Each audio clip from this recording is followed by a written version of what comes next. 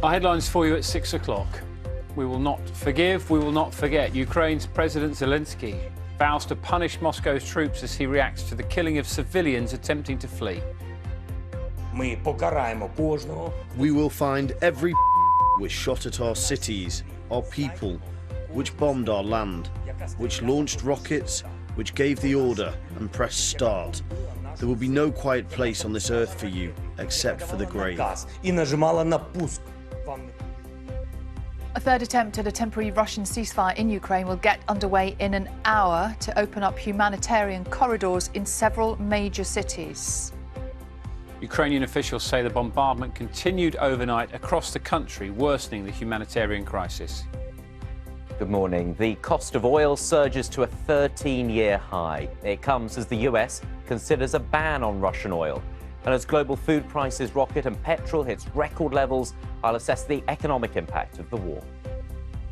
Good morning, and sport continues to show their support for Ukraine. In Manchester, fans were united at the Etihad on Derby Day, ahead of a Premier League clash that extends City's lead and leaves United fans describing their performance as embarrassing. Take a look, shall we, at the morning's front pages, and the Times lead to the headline, "Families flee for their lives," as the agreed humanitarian corridor was shelled by Russia yesterday. The Sun's calling it a massacre and has a picture of a woman and a small child under the headline, "Running for their lives."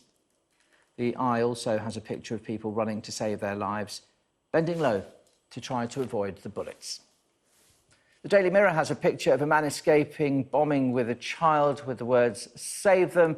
As you can see there, fire raging in the background. It also urges the government here to do more to help refugees to get to this country.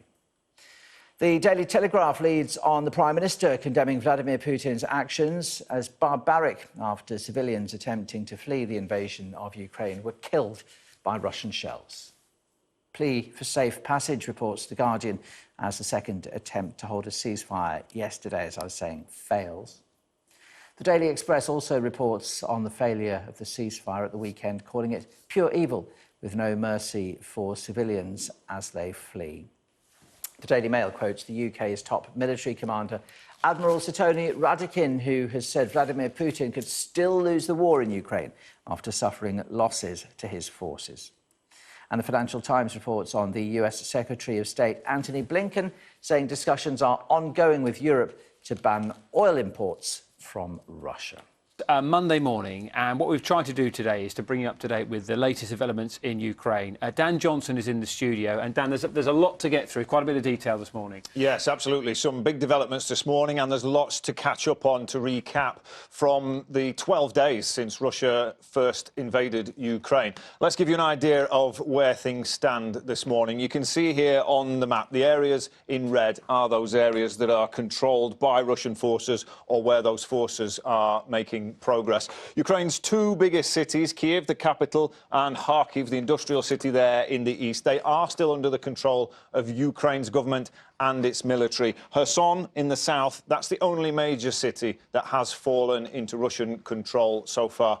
There is confusion this morning regarding claims from the Russian Defense Ministry that it will hold a ceasefire in several Ukrainian cities. Russian state media reports that evacuation routes could be set up in the capital, Kyiv, heading to Belarus, and from Kharkiv into Russia, as well as from Sumy and from Mariupol, the port city there in the south. And that is where, over the weekend, they twice tried to evacuate residents, but had to quickly abandon those attempts because ceasefires that had been promised there weren't respected and shelling continued. Now, Ukraine says this morning those ceasefire talks are ongoing, but it's unclear who will take advantage of that opportunity if it does arise. Over the weekend, Russian forces were engaged in what's been described as terrifying bombardment of the town of Irpin, which is just 12 miles from the capital, Kiev. And this is the sort of thing that's been happening there. According to people, barely a minute went by yesterday without an explosion, and at least 4 people from the same family were killed there as they tried to reach safety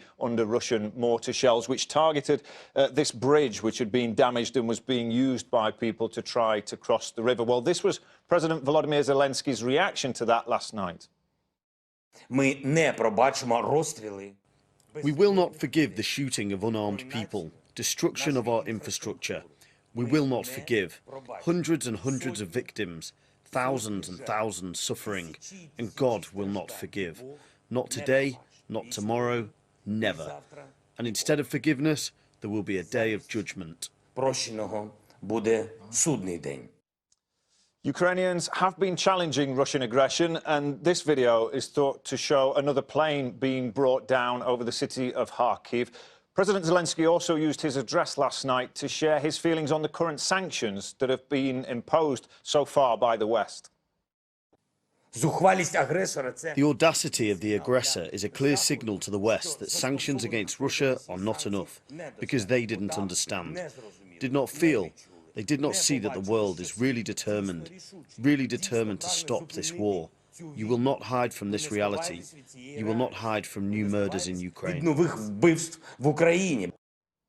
Well, there are reports this morning of renewed Russian shelling in the southern port city of Mykolaiv. The city's mayors confirmed earlier reports that Moscow's forces were bombarding the city with artillery fire this morning. He says they are targeting residential buildings, and it's that sort of bombardment that has seen so many refugees on the move. We know now more than 1.5 million people have already left Ukraine. But it is Ukrainian families feeling the worst of this. More than 1.5 million have now crossed the border, and many more are coming. The rest shelter underground, where the wartime spirit is strong.